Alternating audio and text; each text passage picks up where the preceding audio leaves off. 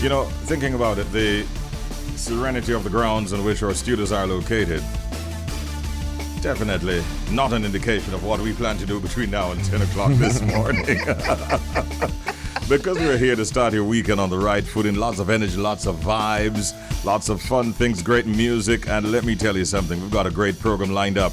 My name is Richie B. Good morning, my friends. Blessings, Bridge Nation. You know this is your boy Shells. Good morning, Bridge Nation. It's the girl, Queen Jojo. Yes, Bridge Nation, peace and love. You know, it's DJ Audley here.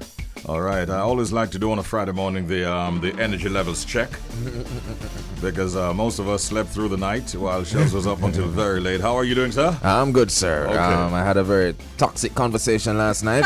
Really? So it was pretty good. We give thanks. Okay, well, your mind is clear. Yes. All right. Yes, we're good to go. No worries whatsoever. Yeah, man. It's April Fool's Day. We're not necessarily into the pranks. You know, I saw a prank where somebody put up on the front of their house, this property is bug infested, stay away. Because they didn't want somebody to come and look for them. So wow. We're not pulling those kinds of pranks, but we might pull one or two as the morning progresses. Who knows? Okay. Jody, you look like you have Joe. something up your sleeve. I don't have a thing. I never said a day I can't stand. 9 feet over. Sure. It's April Fool's Day. Be careful of the jokes you run.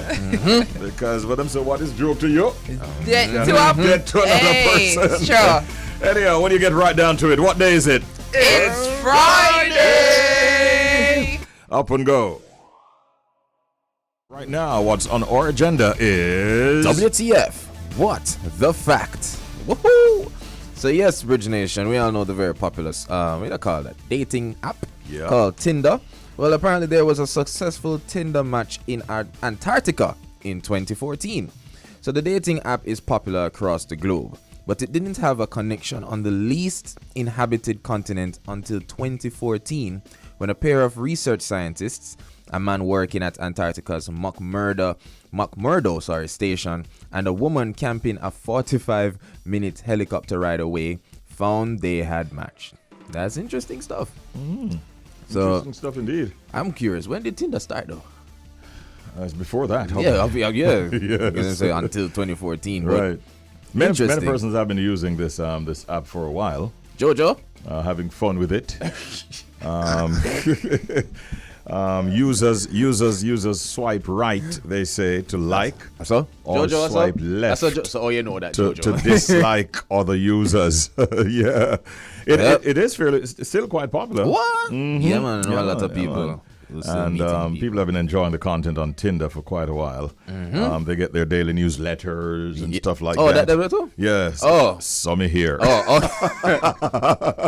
Yeah, so that was a fact that we just delivered to you. Yeah. Especially to the Tinder users, we say good morning to you. And that was WTF. What the fact. Good morning, Bridge Nation. So, I go first as usual. And my update this morning, Shaggy to release 2 new albums, a dancehall project and another joint album with Sting. So, some more money, that excitement. Wow. I'm looking forward to that.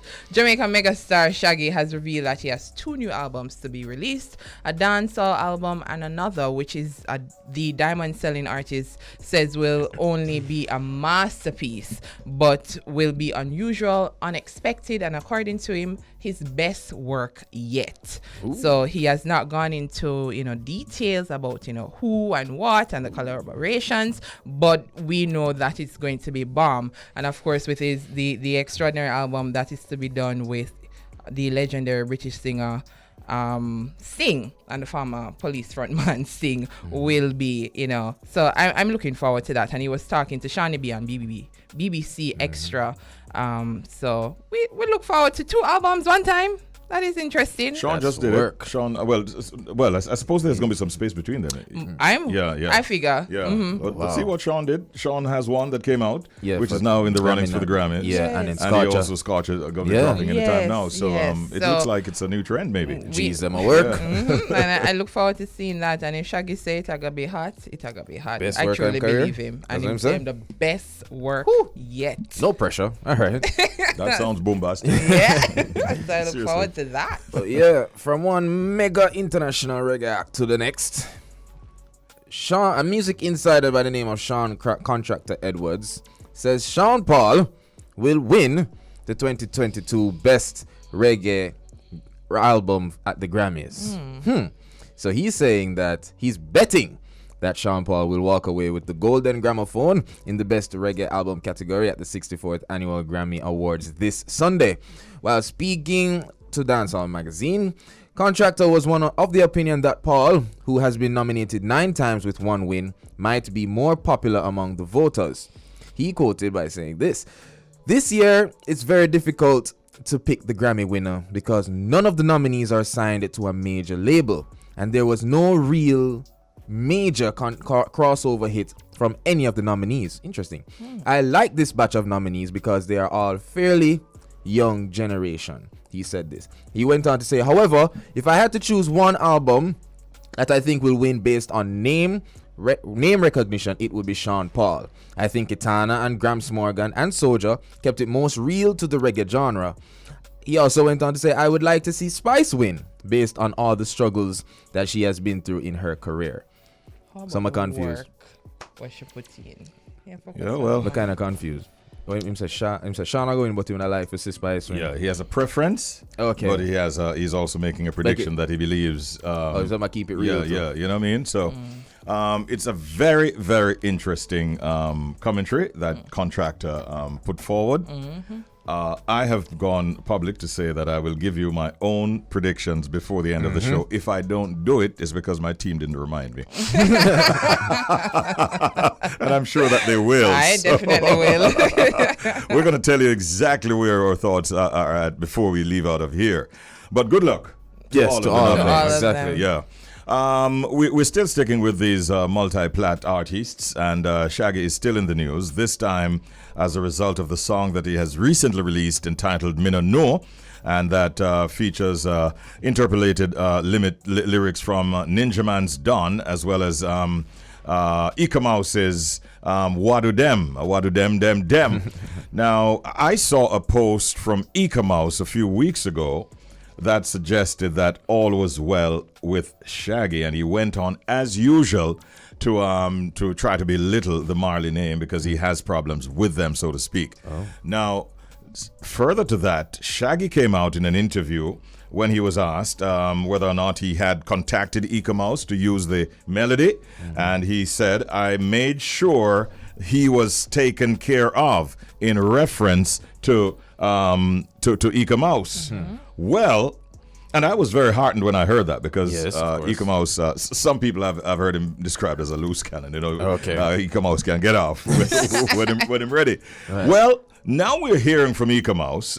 Basically, he's saying that he wants Shaggy to take the song to the top of the charts, but in addition to that, he is insisting that Shaggy must do a follow-up song with him. And he's insisting on that. So it's a kind of stick-up thing going on right now. Like, I mean, he's not saying that Shaggy did not settle with him in terms of whatever the financial considerations are, but he's making some demands right now on Shaggy. Another thing that I find interesting about this article, the writers that were credited are, of course,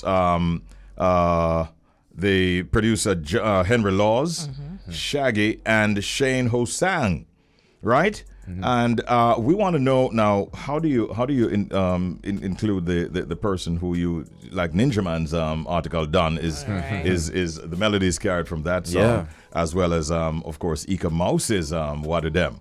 Can you give us some advice as an attorney? I cannot. I cannot. Well, we're going to follow up on this one. We need to follow up on this. Definitely will follow up on this one. Yes. Yeah. All right. So that is it for our update feature.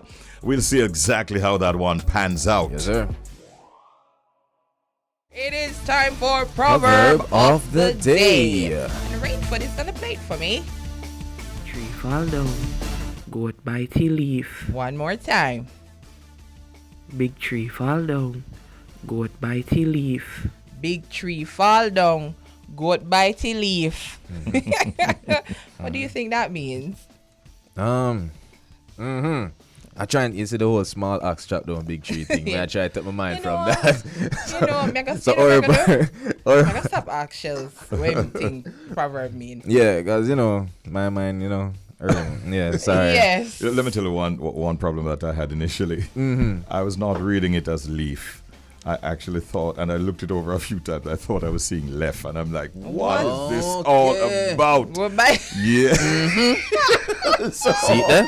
but eventually, I eventually, Mighty God. yeah. So once I settled down, looked at it a couple of times, big tree fall down, goat bite, till he leave. He leave. He leave. He You leave, know that's yeah. not Jamaican. Not a He Jamaican leave. one, this one. Right. So I'm training They have indicated to me that I should share the official meaning, so I'll Please do that do. right now. When the mighty falls on hard times, they are disrespected by all. Okay. Yeah, when the mighty has fallen. Yep. Yeah, especially if that mighty person used to disrespect a lot of people. That is when they really give it to the mighty, Yep. having fallen on hard times. And it happens. Yeah, Yeah, it we've happens a seen lot. That, right? Yeah, man. Seen Yeah. that in our lifetime. Where's this one from? Trinidad. Trinidad, Yes. obviously. Trinidad. Big tree fall down. He leave. Yeah, from here, he leave. I think it will be close. It sounds close to the same people you pass on the way up. Yes. You Yeah. pass them going down. Absolutely. True. Yep. True. So True. that's it. So that is the meaning, Yeah, Shell. man, that's fine. I can work with this one. Yes. So we head over to our pet peeve. And for those who might just be joining us for the first time, welcome. Pet peeves are things that others do that you might find irritating, annoying, and even upsetting. And we have persons who share it with us each morning here. And we have a pet peeve from one of our listeners. Good morning, Bridge Nation. You know what annoy me? You know what really, really annoy me? People will chat too much. No, man. Just a talk. No know when to stop. I never see something annoy me yet. Start a conversation and don't know how to end it. That is what annoys me. Just be talking, man. Just be talking. So if you get paid for chat too much, that's alright though. That's okay. Okay, come Man, on yes, for say. man, and your profession, That's that what man. for say. Make sure you do that well. Whoops. Don't- That's what for say. That's what No, for but say. Whoops. you ever have somebody like stop by and say, no, they want to talk to you for 5 minutes. Or you look for it. Yeah, Half say, hour. hold on, half an hour. This, you Hour know. and a half. You're running an hour and what is, man? The person not stop. And then you're trying to be polite. You don't know how to stop. You're up on your fifth. Mm-hmm. Right? I hardly have that problem because maybe I seem to give off an energy like I'm always in a rush. Oh, that makes sense. That's smart. You know, that's smart. Yeah. That's smart. I gotta go. Quickly. Let's do this. I remember years ago when I used to work afternoon time on a particular radio station. And, I found it was easier if I got there like a minute or two before because there would be a long line of persons who just want to reason with you about stuff, sometimes about music, and you have an energy, you're vibing what you're going to do. Yeah. It can be a little distracting. Yes, it So once you see Richie driving up at, 5 minutes before 2 o'clock, hey, late. Yeah, man. Well, link me afterwards. Afterwards. No. Oh, the building. So that's our pet peeve. Just look by your watch. Yes. Right? Gotta go. I'm always strategy. busy. Good strategy. We're going to be having a very special guest, like a very, very special guest. So just to tell you right off the bat, Prime Minister Andrew Holness departed the island on Tuesday for a working visit to Washington, D.C. So far, he has met with U.S. Vice President Kamala Harris, and he has made many other stops already on this trek. This morning, believe it or not, we do have with us the Director of Communications at the Office of the Prime Minister, Kimberly McLeod, as our very special guest. Good morning, Ms. McLeod. How are you today? Good morning. Good morning, Richie. I'm great. How are you? We are doing well. Yes. Happy to have you on the program to share with us information that the nation needs to know. First of all, how would you say the Prime Minister's visit to the United States of America is going? I was remarking last night that all of our meetings have been encouraging. In fact, we have not had a meeting with any organization or member of the US government that has not been productive, fruitful, and encouraging. Every single one of them, we have left knowing that we are building stronger relationships and that the United States is very much interested in building those relationships with us. Would you say that you've been given warm reception? I see where the vice president, basically said, and I quote, "I want to warmly welcome you again. It has been not since 1995 that a prime minister of Jamaica has visited the White House." And she went on to say some really kind words to the prime minister. So overall, you've been warmly received then, is what you're saying? I would say so, absolutely. The reception has been very warm. And speaking of the Vice President, Kamala Harris, we understand that in the meeting with our Prime Minister, some $4 billion of aid and help or, support has been... I just want to say that I am hearing a little bit of feedback. I'm not sure if it's the producer, but I'm not hearing you so clearly. So if you could have the producers just correct that so I can hear you better. Okay. We're working on it as we speak. Is that any better now? Are you hearing me better? Yes, it is. Thank you. All right. Wonderful. So we were talking about the meeting with Vice President Kamala Harris, and we understand that coming out of that meeting, a commitment of some 4 billion Jamaican dollars has been pledged for strengthening Jamaica's commerce, boost human capital, and reduce the level of crime and so on. Right. Yes, tell us a little bit about how that went. Well, it went exceptionally well. I think Jamaica took the time to articulate our positions in terms of what our priority development agenda is. The Vice President listened and at the end of the meeting made certain announcements in this regard. We also received a commitment to establish a working group between our two countries to continue the dialogue looking at Jamaica's specific circumstances with a view to even greater expansion of the commitments that have been made. So commitments have been made in the area of trade and commerce, as you pointed out, in the area of health and COVID recovery, in the area of national security. So these are priority areas which we came to the table with. And one of the areas that we also spoke to the Vice President about is energy security, especially in the context of global development and post-pandemic activity, which have all contributed to the rising oil prices and the cost of living. So these are areas which we're seeking to partner with the United States government to make sure that we are securing the development goals of Jamaica, making sure that we can continue on our growth trajectory, especially coming from the pandemic.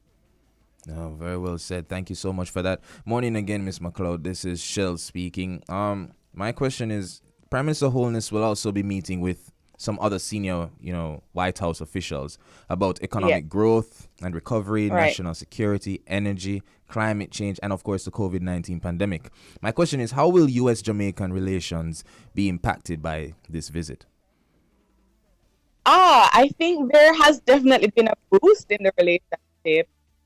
It is quite common for us to visit and reaffirm our relationship with the United States. The last time we were here, I believe, was in 2019, in September, and it was right off the tail end of UNGA. So we left New York and we came to Washington, and we had a similar state of meetings to what we're having now.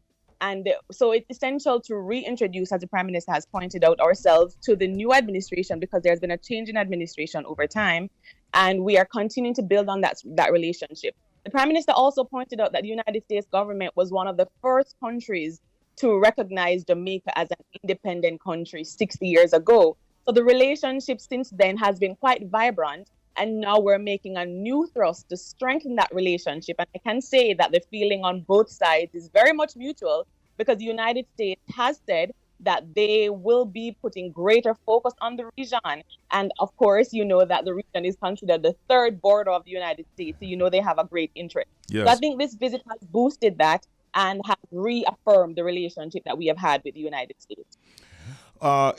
it is clear that Jamaica is on the same side as the U.S. in terms of what's going on in Ukraine at this time. Have discussions been held in relation to what's going on in the Ukraine and the possible impact on third world countries like Jamaica in terms of increasing oil prices and commodity prices and so on? Right, absolutely.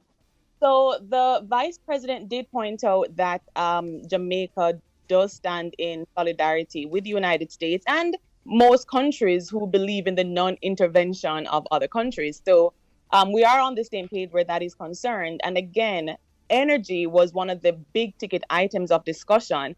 And the United States has said that they are looking into ways that they can bolster the supply of energy to reduce the pressure on countries such as Jamaica, who would be very much negatively impacted by the rising cost of oil. And Jamaica has also articulated too that we want to decrease our vulnerability to the volatility of oil prices. And so to that end, we're seeking support and partnership from the United States to expand our renewable energy sector and to increase our resilience so that we are not impacted by external shocks, such as the conflict in the Ukraine and Russia, which I suppose would have come as a surprise to many because, I think because international relations is such a unpredictable environment, we do agree that there are structures in place to prevent conflicts such as these from happening. So when they do, especially through organizations such as the UN, so when they do, it does come as a little bit of a unexpected surprise, but we have to put systems in place to mitigate the impact. And to that end, we are having those conversations now to ensure that we secure our energy future. So it's not just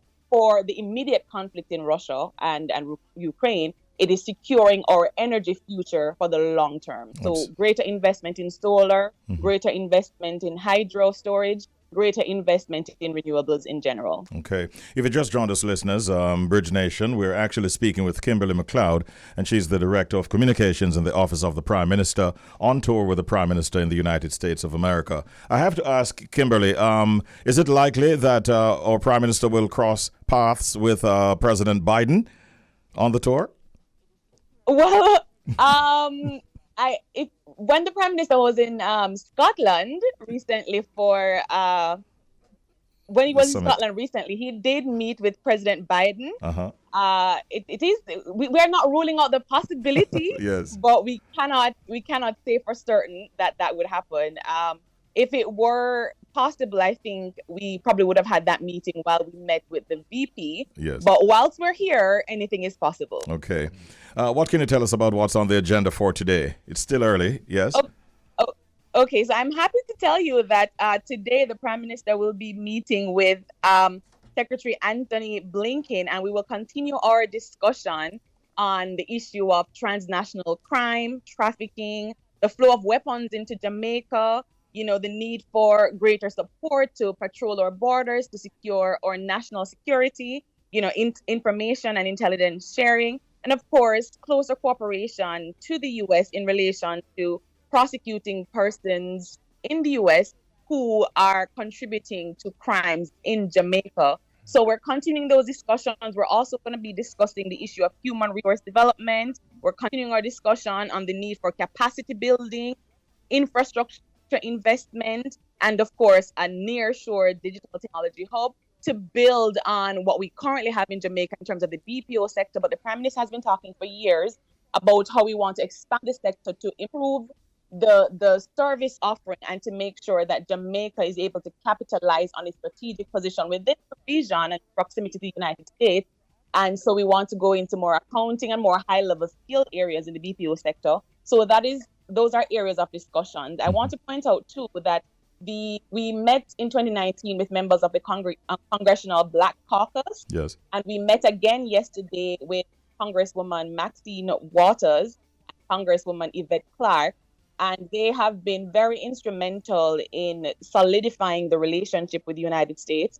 So those discussions are going to continue today with Anthony Blinken. And we also have some discussions and meetings planned with members of the private sector as we seek to boost private investment in Jamaica and pursue more public-private partnerships for our development as opposed to loan facilities, which is an area we're moving away from as we try to grow our economy.